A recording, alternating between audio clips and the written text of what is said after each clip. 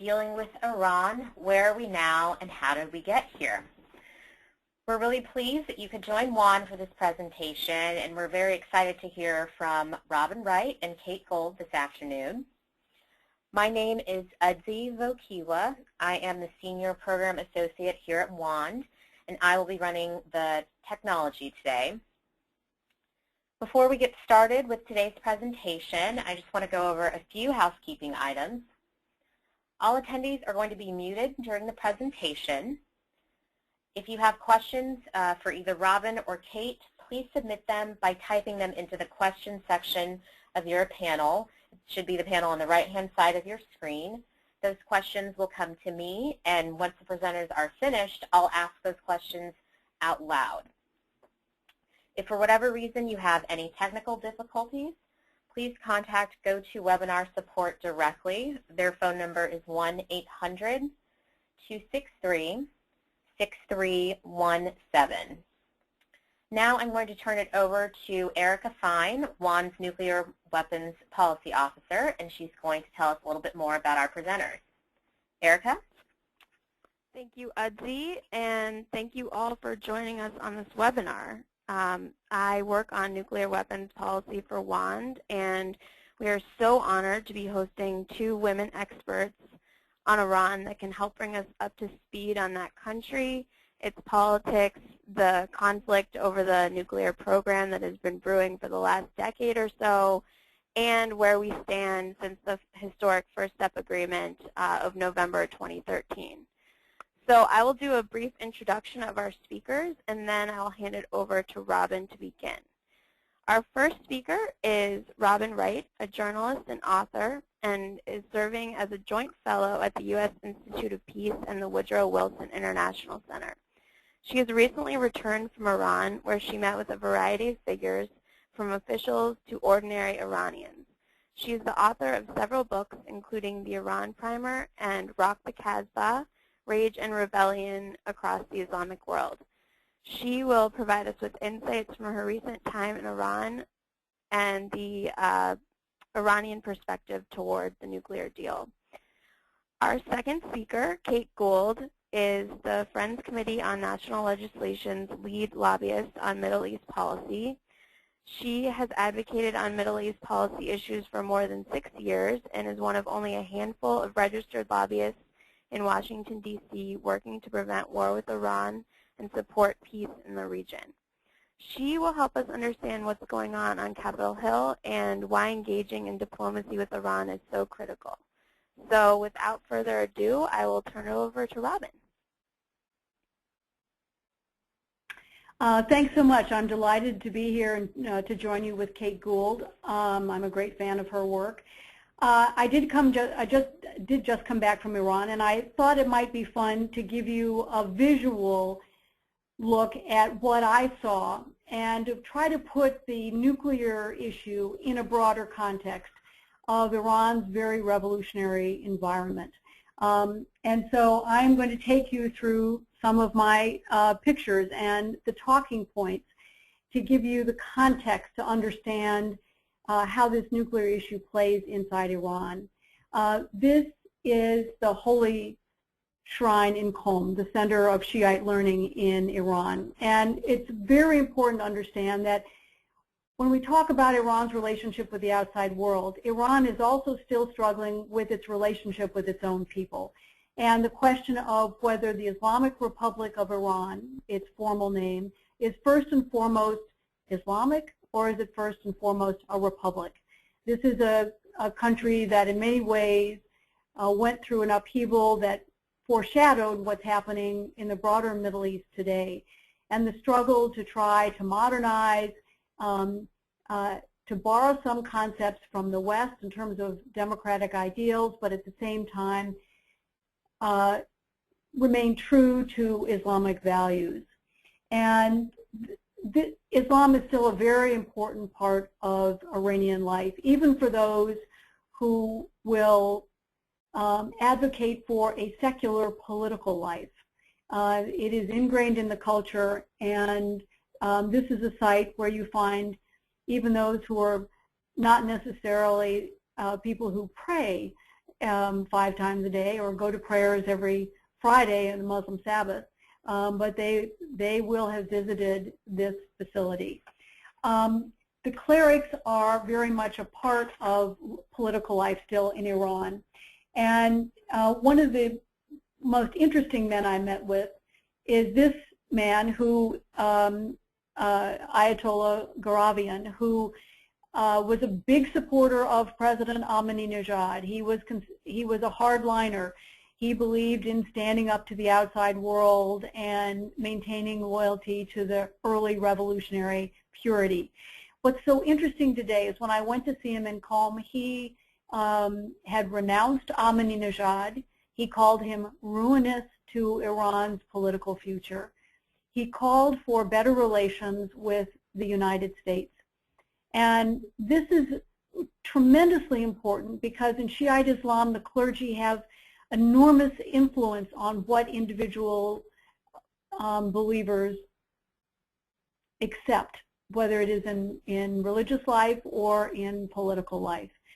And the clergy are disproportionately powerful still 35 years after the revolution. This was one of the other most interesting clerics I met. He's one of the 12 grand ayatollahs in the world. And it's very interesting. He's the leading cleric on women's rights in Iran. And he has even issued fatwas on the issue of abortion, allowing women to have abortions for not only rape and incest, but for other reasons as well. He has been silenced by the hardliners for the last 5 years. I've known him for 20 years. I went back to see him this time, and I said, what's happened since the election of a new president? And he said, the very fact that they've allowed you to come see me again. It was the first interview he had done. Now, one thing that we all care about, and that is the issue of women's rights in Iran. And one of the things that's really interesting about Iran today is the fact that the majority of its women today are literate, that over 60% of the university student body today is female. And they are mainly in the professions like the technical professions, whether it's medicine, architecture, a lot in engineering, that the UN has given Iran its highest award for closing the gender gap between male and female. There are 6 girls in school, in basic school, for every 5 boys. And that is a tremendous change over the last 35 years. This was a group of girls I met in a park. They were doing a biology class. You can see some of them holding their plants. Many of the women in Iran still wear conservative dress, but you also see dramatic transformations in women who want to be the ones to determine what they wear and how much makeup. And I was particularly struck by this woman who was wonderful when she said, where are you from? And I said, America. And she said, I love you, I love you. So even among the traditional, there is a kind of mood for change today in Iran, which was reflected in the election of President Rouhani last summer. Just a quick look through some of the boys of Iran. One of the most interesting things is this is the son of one of the hijackers or the hostage takers of the American embassy 35 years ago. And he is one of those who is advocating, again, for not only renewal of relations with the United States, but the reopening of the embassy. Again, this is 2 of the men who are dusters at Ayatollah Khomeini's tomb. Now, after 34 years of trying to get back into the embassy, because I'd covered the revolution and the hostage taking, and I even stood at the foot of the steps of the plane in Algiers when the 52 Americans flew to freedom, I finally got into the American embassy this time. And everything is very much as it was. This remains the old graffiti on the outside. This is some of the graffiti that's now the artwork that they had painted on the inside walls of the American embassy. This is another one. But the docent who took me around, who's a young Revolutionary Guard, was also saying that the American Embassy was a museum, and I said how long I'd been trying to get back, and he said, well, it's your embassy. Your people can come back and take it any time, which was quite surprising in light of the kind of graffiti that was put up, like this mural on the side of a wall shortly after the revolution. I wanted to very briefly touch on the impact of the Iran-Iraq War, which was the grisliest modern Middle East conflict, and which still shapes their attitude toward the nuclear question more than any other. We like to think in the West that it's the sanctions that have been the biggest factor in their decision to engage with the outside world and to engage in talks as are now taking place in Vienna. But it's really the sense of loss, that there is an enormous fear of another war. The number of people I talked to, and this was a family who lost a son in 1986 during the Iran-Iraq War. They were down commemorating his death at the cemetery for the martyrs in Tehran. And the number of people who would say things like they were so happy that the nuclear talks were going on because for the first time they could wake up in the morning and not worry about bombs falling. They didn't have to worry about racing to school to pick up their children if a bombardment started. That this really haunts them. There were 1 million casualties in a country with 80 million people. There was a tremendous loss, far disproportionate to what we lost, for example, in Vietnam. Families still very much commemorate their loved ones. And you see this reflected not only at the cemeteries, but also in the wall murals. These are some of the martyrs from the war that still are on the sides of billboards, government buildings throughout the country. You'll see the tulip here. Tulip is the symbol of martyrdom in Iran, and so each one of these men was lost during the war, and each one was a martyr symbolized by the tulips. I do want to touch on the economy and the fact that we have a sense out in the outside world that Iran has been crippled, when in fact one of the things that really struck me was that the shopping malls were popping, that the Grand Bazaar was bustling, and that restaurants were 3/4 full almost every night, and I had to eat out. This is from a 3-story technology mall in Iran, and every store has its little Apple on it. Apple is very big. This is from one of the other storefronts, and you can see you can get iPads, iPods, iPhones in every color in the most modern version. So it's very much unlike the war years in the 1980s when I went to Iranian stores and the shelves were bare. I mean, grocery stores, you could find, bags of tea, a little bit of rice, but there was rationing of meat, of most basic commodities. And today you can get virtually anything in Iran. So sanctions have been a factor, but we can't overrate sanctions as a decisive factor or as even the primary factor in the calculus of the Iranian body politic. I did want to, this is just to show you that even though there are no official U.S. franchises, virtually everything is available in Iran. There's even a Victoria's Secret store in Iran. It's not an official franchise. Someone's gone and bought merchandise and opened up a store, but you can find every major designer in multiple stores in many parts of the country. I wanted to give you a sense of this is not a country that it lags behind when it comes to expression. And one of the most interesting things to me was the fact that young women are the dominant players now in the Iranian art scene. And this was from a show I went to by an Iranian artist.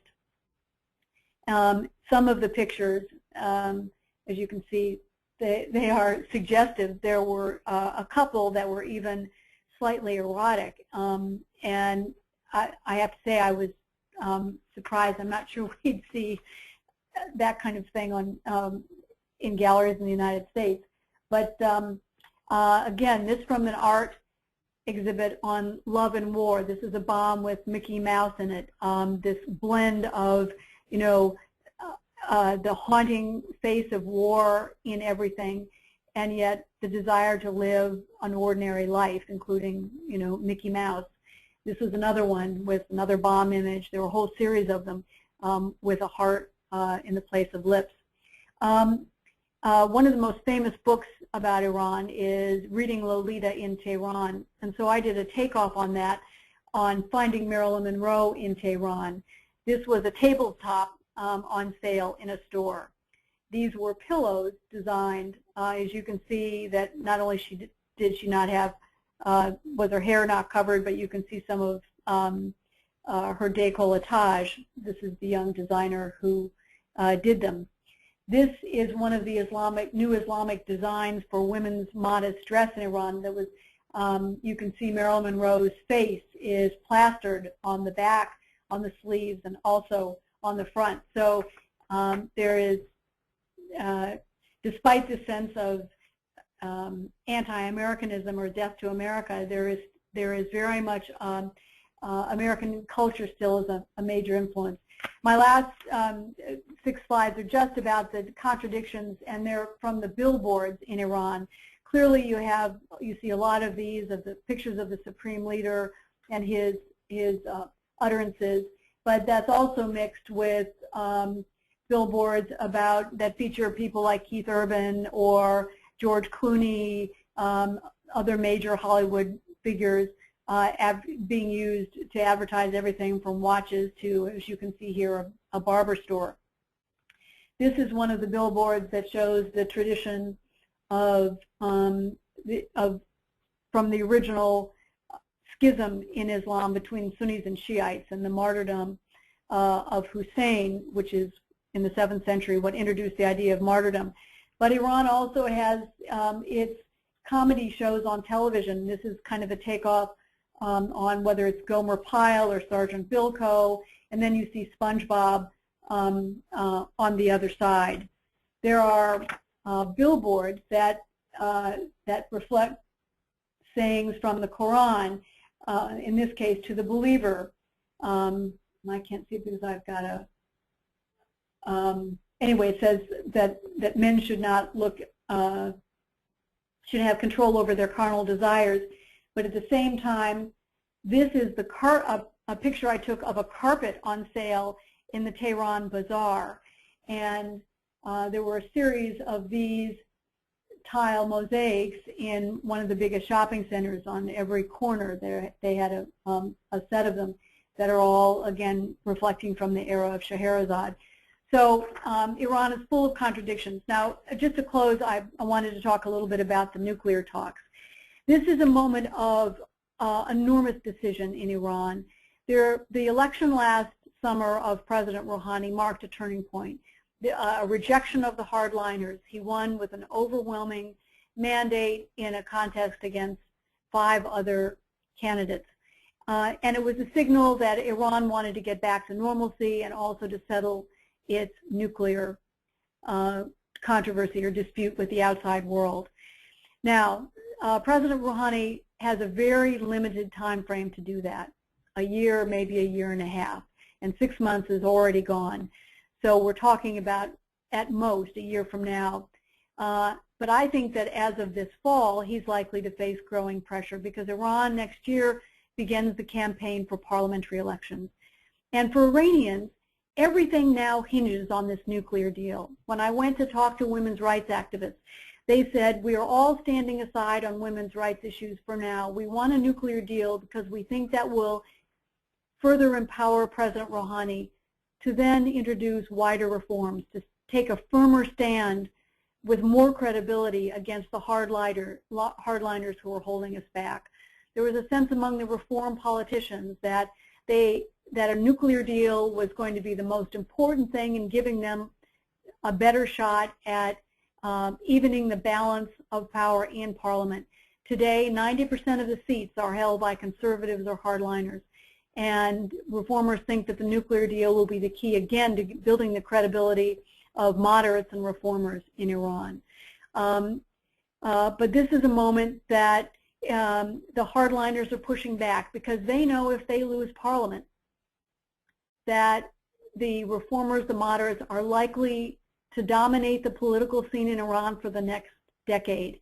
So when we talk about this nuclear deal that's being brokered, the opening stage for a final term this week in Vienna, there is so much more at stake than just the nuclear deal. This is very much about what happens in the next decade and arguably even the next generation in Iran. The majority of Iran's voters are today under 35. They were born since the revolution.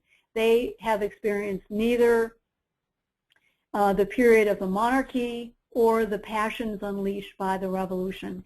And the vast majority of them want to get back to ordinary life, to get through the day, not to face the kind of war during which most of them were born in the 1980s.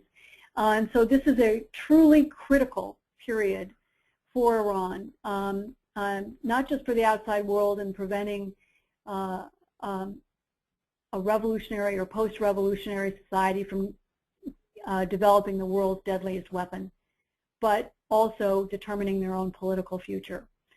And I'll say one last thing and then hand it over to Kate. I do think that in the last 6 or 7 months since President Rouhani took office, that the Iranians have done a strategic recalculation. And it's in part because of what's happened about the U.S. presence in the region. In 2003, when the U.S. went into Iraq, we at that point were the dominant, we got rid of Iran's two biggest nemesis, the Taliban in Afghanistan and Saddam Hussein in Iraq. And that strengthened Iran's hand in a way the United States never intentioned.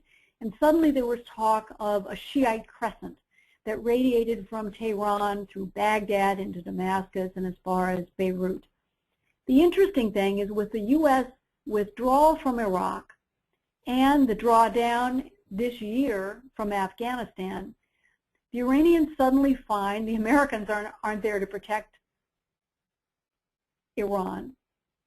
Iran, a Shiite country with the Shiites are a minority in the Islamic world, and that suddenly Iran is surrounded by al-Qaeda franchises, by the potential rise of the Taliban, again, from the Sunni majority, that the Salafis and the Wahhabi regimes that rule in the Gulf, that Iran is finding itself vulnerable again in the region, and it has an interest in lessening the tensions, whether they are sectarian or in its conflict with the West, over the nuclear issue in ways that allow Iran as a nation to get back to feeling less vulnerable, less surrounded, because the United States looks like less than an enemy right now, because the United States is equally concerned about the al-Qaeda franchises and the rise of the Taliban again. We actually have strategic common interests, arguably for the first time in 35 years. And with that, I'll hand it over to Kate. Thank you so much, Robin. Now we're going to hear from Kate Gould from FCNL.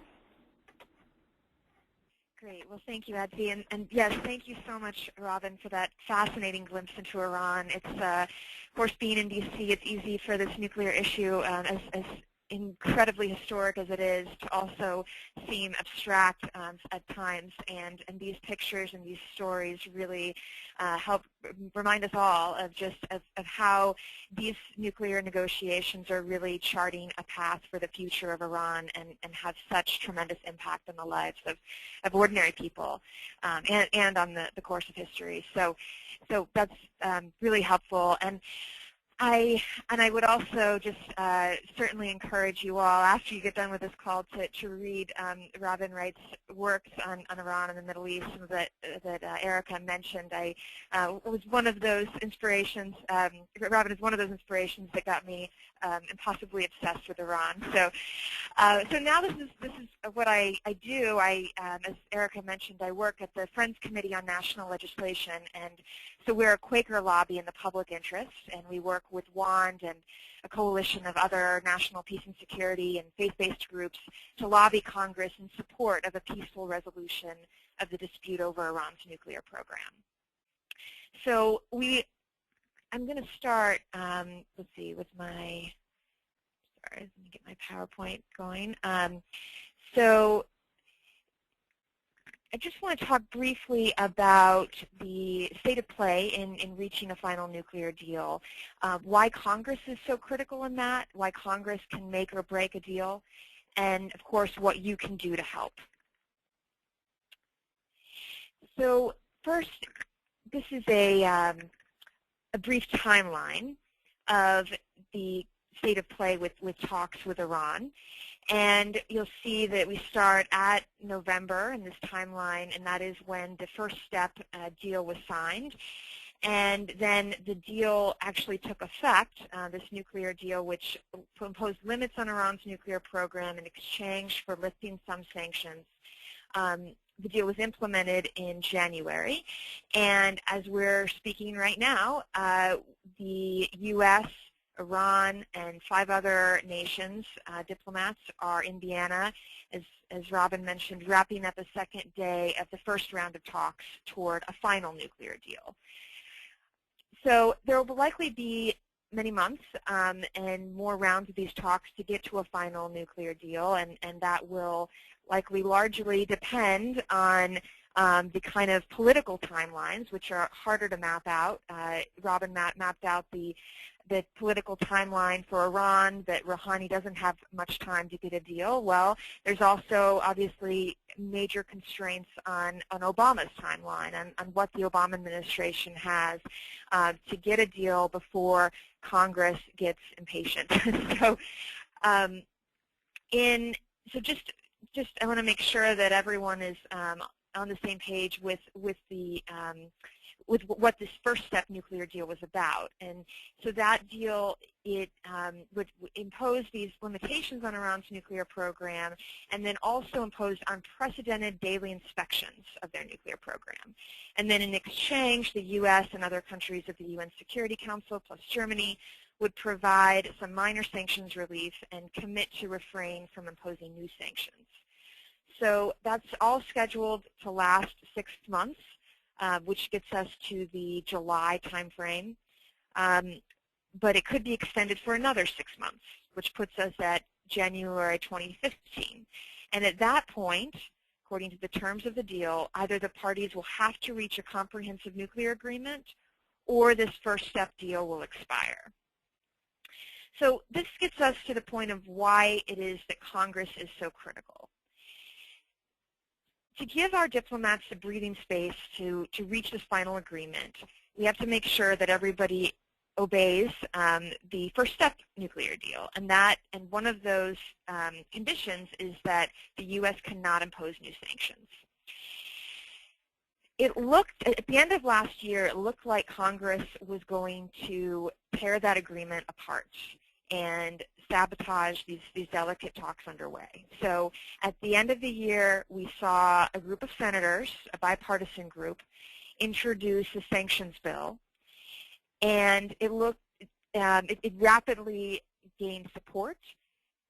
Soon, 59 senators signed onto the sanctions bill, and it looked like it could only be a matter of days before there would be filibuster-proof support for pushing a vote.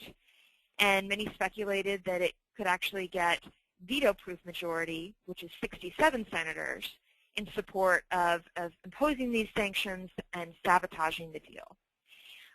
The reason why 67 is such a magic number is because if a bill gets 67 votes, then that means even though the president had said that he would veto sanctions, there would be enough support in Congress to override that veto, or enough support in the Senate, and presumably enough support in the Republican-controlled House to override that veto and torpedo these talks altogether. So then FCNL and WAND and a lot of other peace and security groups, we did what we often do when we have long odds and little hope of success from stopping Congress from sabotaging an extraordinary opportunity to resolve these matters peacefully. We asked many of you, I'm sure, who are on this call and many people throughout the country to respectfully but urgently harangue members of Congress and tell them to oppose the sanctions bill and support diplomacy and prevent another war.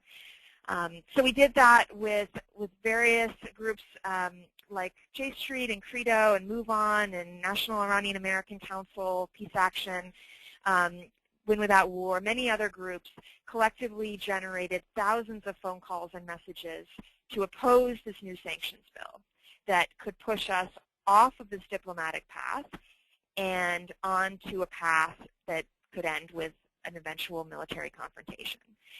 And I remember during this time it was fascinating to, when I would be on the Hill and sitting in congressional offices, and I would wait to talk to staff or for appointments with members of Congress, and I was just waiting in the lobby and hear the receptionist pick up the phone and say, yes, we understand you're against new sanctions. I'll be sure to pass that message on to the senator.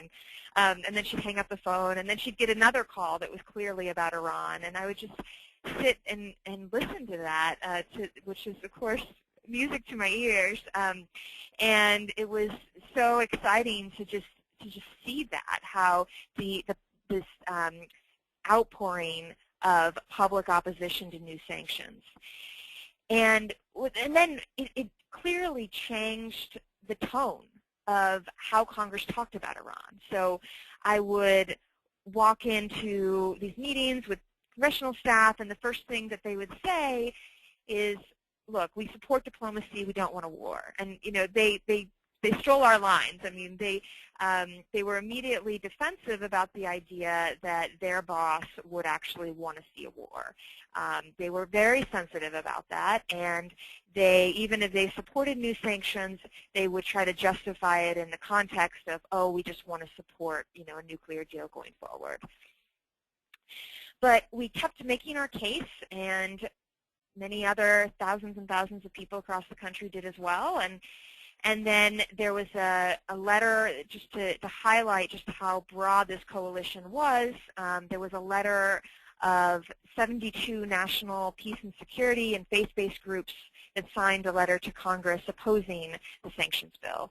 It got some attention in the New York Times, and there was clearly this wave of support for diplomacy with Iran that the Senate had never seen before.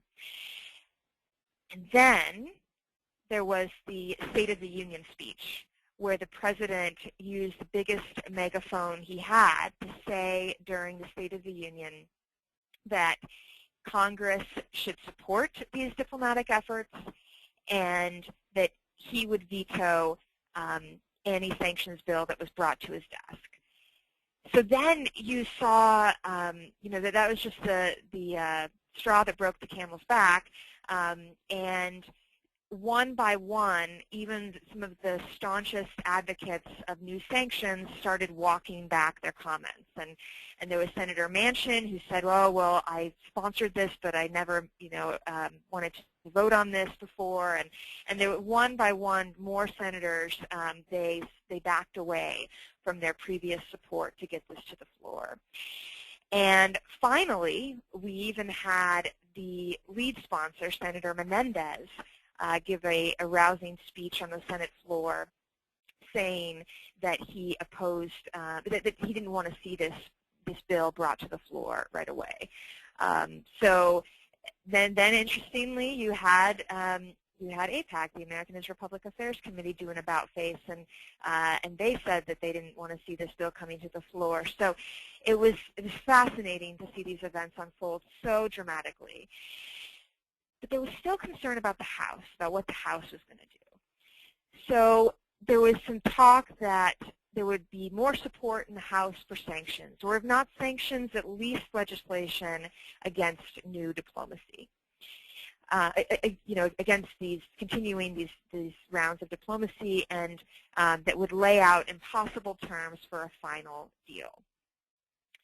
So at that point, a number of House members of Congress were concerned about this, and a broad coalition organized a letter saying, calling the Give Diplomacy a Chance letter, ultimately signed by 104 members of Congress, including some Republicans, And this letter was directed to the President, but clearly directed at all of Congress as well, saying we need to give diplomacy a chance to succeed, and that any bill or resolution that could undermine the negotiating efforts could have a very detrimental effect on these peaceful efforts to resolve the nuclear issue once and for all. So this letter was sent and showing that unprecedented momentum in Congress for diplomacy, all this on the heels of the Senate shelving their sanctions bill. And back to Iran, this actually was headline news in Iran, and I've seen reports that it made the headlines of this paper in Iran and others that people knew about this, and maybe it ultimately got more press in Iran than it did in the United States. I know that a lot of that's often been the case with this legislation and with congressional initiatives on Iran. So it sent the message to the world that even the U.S. Congress was going to support continued negotiations to get a settlement on the nuclear issue. So now we're really at a time of unprecedented momentum for diplomacy, and where the stakes have never been higher. The negotiations are going on right now, and then this will inevitably lead, there will be many more talks scheduled. So I want to talk a bit about what you can do. Of course, these are very simple steps, but I outline them because I think none of us do them enough. To regularly call Congress, write a letter to the editor, and then, of course, to lobby your representatives, senators, and congressional staff. And then also to connect with your members of Congress on Facebook and Twitter. It's often a form of advocacy that we forget about. So to pick one of these, the letter to the editor tactic, we've seen some sensational success with the letters to the editor supporting diplomacy with Iran. Because Iran has been in the news so much, then it's been a great time to get letters published. And we've seen, I know in FCNL's network, we've had over 120 letters to the editor on Iran published since late September, so in the last 4 months or so. And particularly when they mention the senators' names, as these do, then they get attention from congressional offices. We've had offices actually call us up and ask us about them, and I remember one office that we were having difficulty getting a meeting with and wasn't responding to our emails.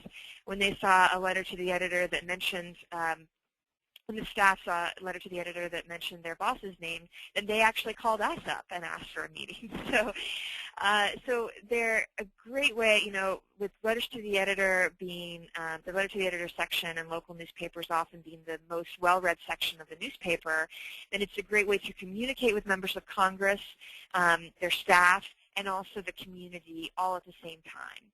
And with staffers these days usually having Google alerts set to their members, to their bosses' names, then they automatically pick up these letters, even if they're published in pretty small-town newspapers, and often especially if they're published in the small-town newspapers, because members are interested in getting a pulse on what people think about these different issues, these different national policy issues in those communities.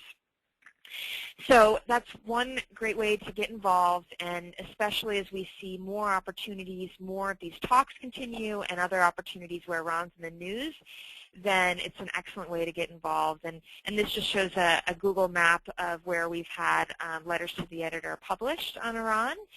And you can go back, if you go to fcnl.org/Iran, then there will be prompts and an automatic template for you to send a letter. And then, of course, there's meeting with members of Congress and meeting here in D.C. and meeting in states and in districts. And I know many of you on this call are already doing that, and it's just made a huge impact. We're hearing from that. We're hearing about that all the time on the Hill, and from every staffer's report I've heard on this, that things are just, the advocacy landscape in Congress is changing right now. But we have to keep that up, because if we go back to this timeline, we're talking about a long time. We're talking about perhaps even a year, where we have to keep this forward momentum going to ensure that Congress does not sabotage the best opportunity in more than 3 decades to resolve tensions with Iran.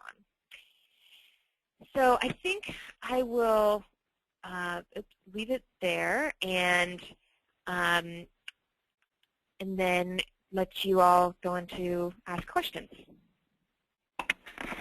Thank you so much, Kate and Robin, for your very informative presentations. I know I feel like I've learned a lot just in a short time. I just want to remind everyone how to ask questions to Robin and to Kate. There's a question panel that you should see on the right-hand side of your screen. When you type those questions in, they'll come to me, and I will ask them out loud to Robin and to Kate. So I'm going to take our first question now. It's from Matthew LaPierre. Matthew asks, what is the state of labor rights in Iran? Can workers form free and effective unions? And if so, do those unions have a united front for or against building for war and nuclear arms?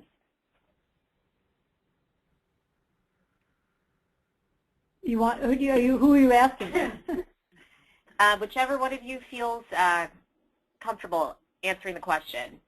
Well, Iran has a very interesting labor scene, and one of the most interesting things during the hardline era of President Ahmadinejad was that the only people who continued to protest after the Green Movement was quashed in 2009 were the workers. Bus drivers, truck drivers have been very active. Textile workers, some of the natural resource industries, because Iran had some problems,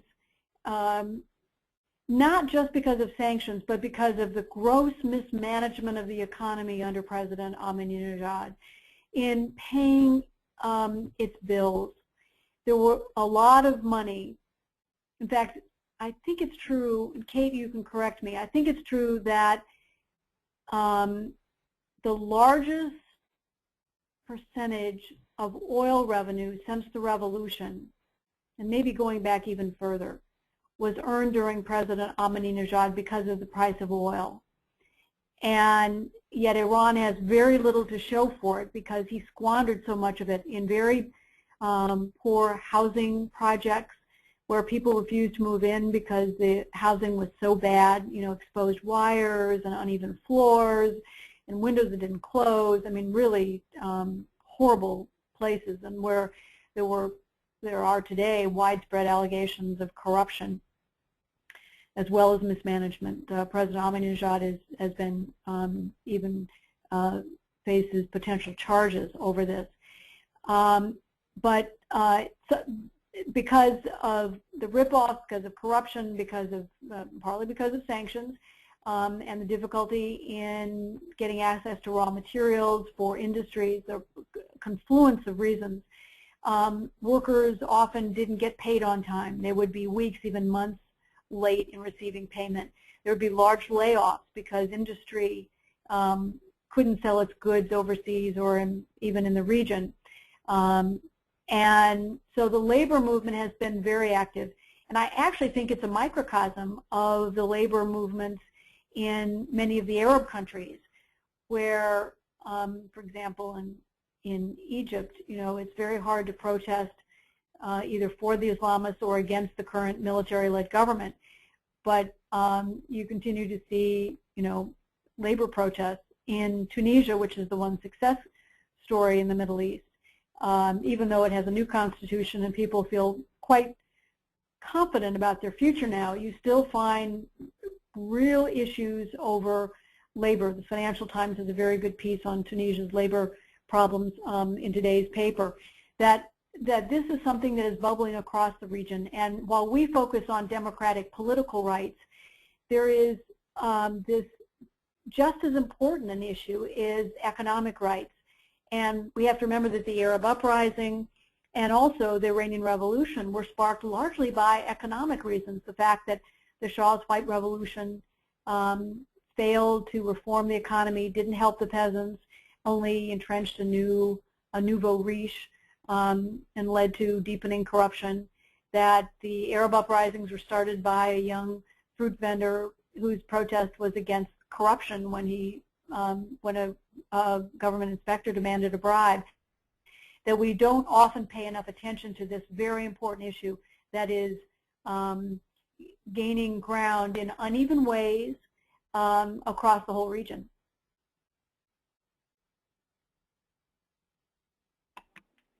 Thank you so much, Robin. Our next question is also for you. Could you talk a little bit more about civil society groups in Iran and their ability to persuade the decision makers to continue with diplomacy? And do you think the fear of regime change could overwhelm the calculus to come to an agreement? Civil society actually took off in the 1990s, and particularly after the election of President Khatami in 1997. And you saw, for example, among women, the rise of the Million Women Signature Campaign, which was borrowed from the Moroccan example. Women getting people to, men and women, to sign a petition to demand changes in family law particularly, but just basically equal rights issues. That civil society on a lot of levels took off. And that was quashed decisively during the hardline years of President Ahmadinejad, and even more forcefully after the disputed election, or his disputed re-election in 2009. And at the moment, you don't see much movement.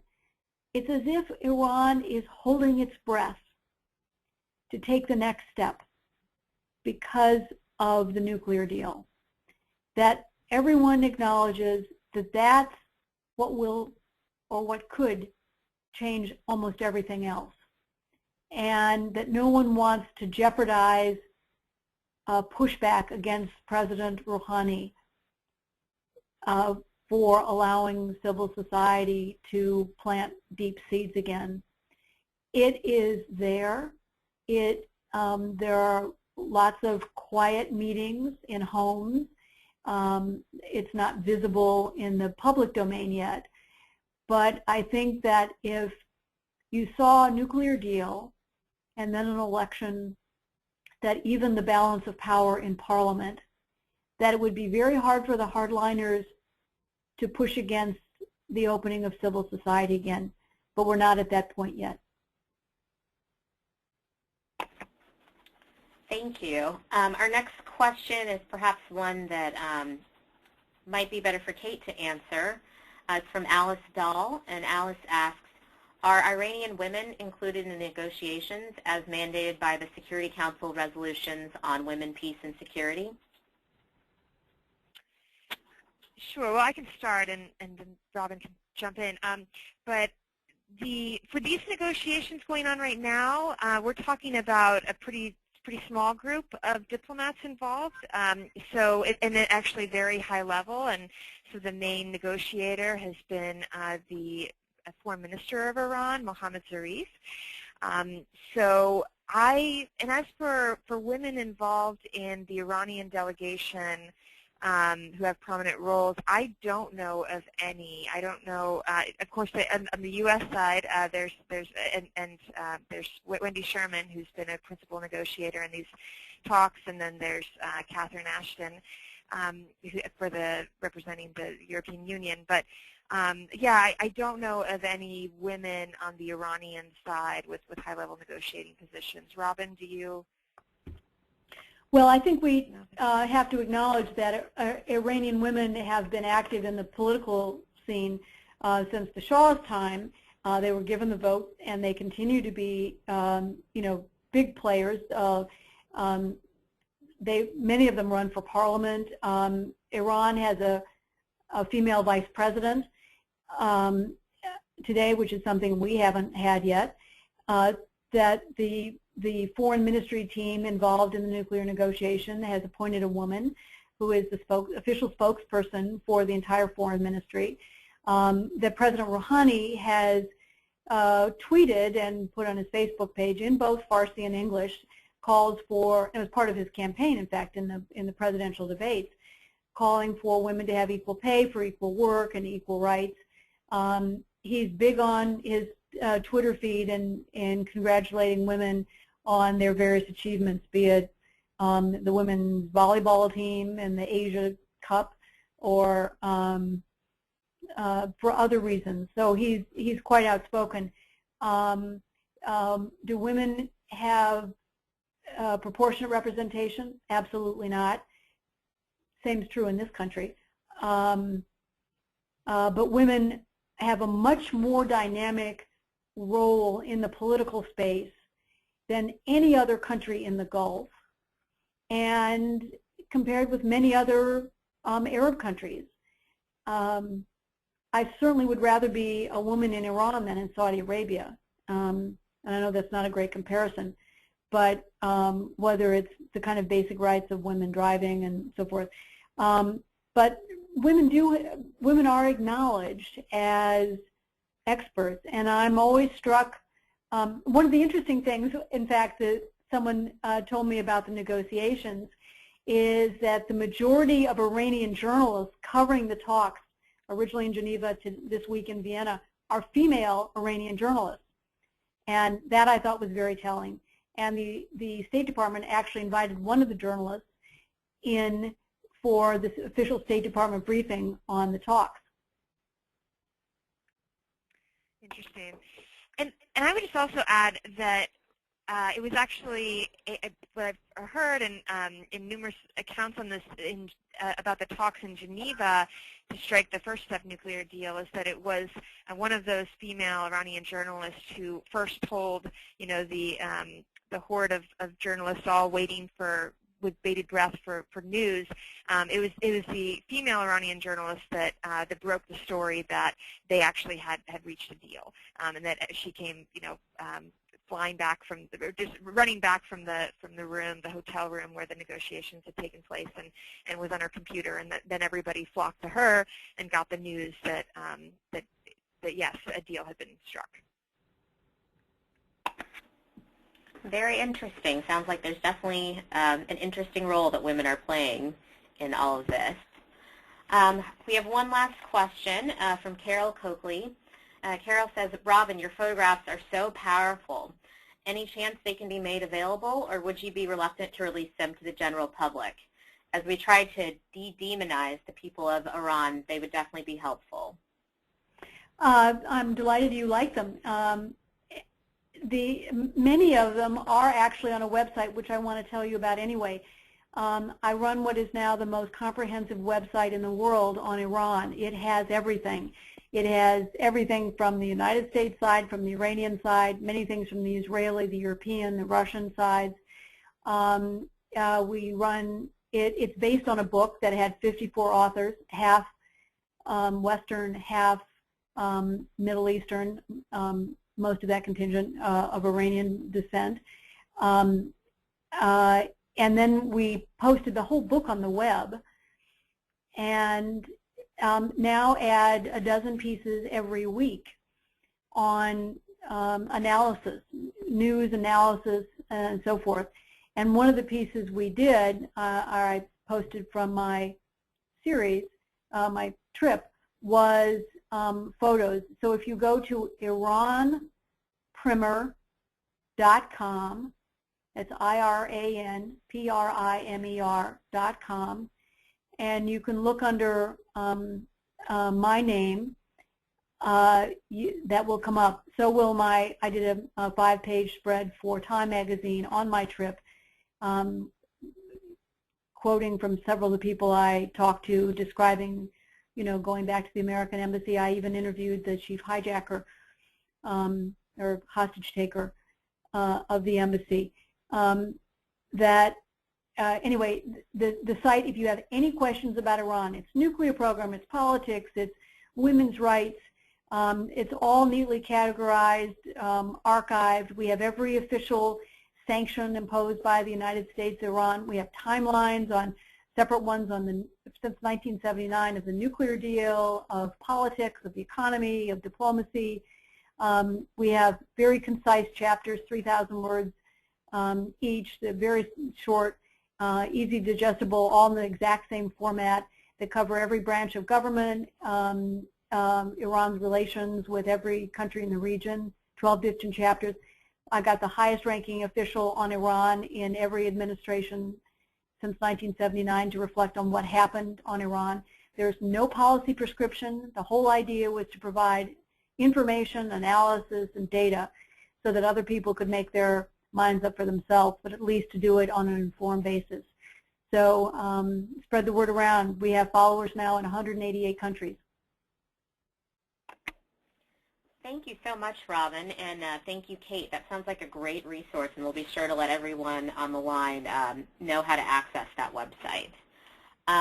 Before we wrap up today, I'm going to turn it back over to Erica Fine. Erica?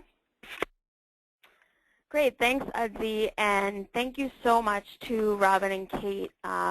We're so lucky to have such dynamic and expert and passionate presenters, and really lucky to have women here who know so much about Iran and these issues.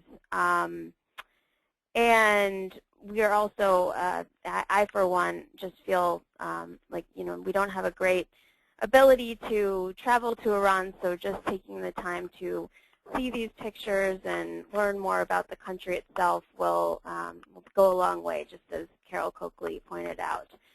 I wanted to take a few minutes to let everyone know, as Kate mentioned, WAND has been actively supporting diplomatic efforts with the Iran nuclear talks, and we've sent out action alerts starting in November 2013 and have continued.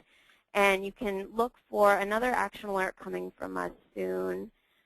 It will be to thank those House members who signed on to the Let Diplomacy Work letter that Kate mentioned, and also for those who didn't, to support, to just continue to support and speak out for continued diplomacy. So that should be coming out either this evening or tomorrow morning, and we will be working to do our part as well. So please feel free to reach out to me, and I know others on the line will be more than willing to help continue this effort. So Udzi, I'll turn it back over to you. Thank you, Erica. Thanks again to Kate and to Robin. And thanks to all of you who joined us on this webinar. We appreciate your time.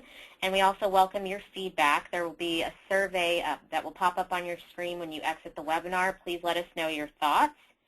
Also want to remind you all to follow us on Twitter. Our Twitter handles are there on the screen, and also to like us on Facebook so you can get the latest information about our actions and about what we're doing, and also other webinars that we're having upcoming. So again, thank you so much, everyone, and we're going to go ahead and wrap up the webinar.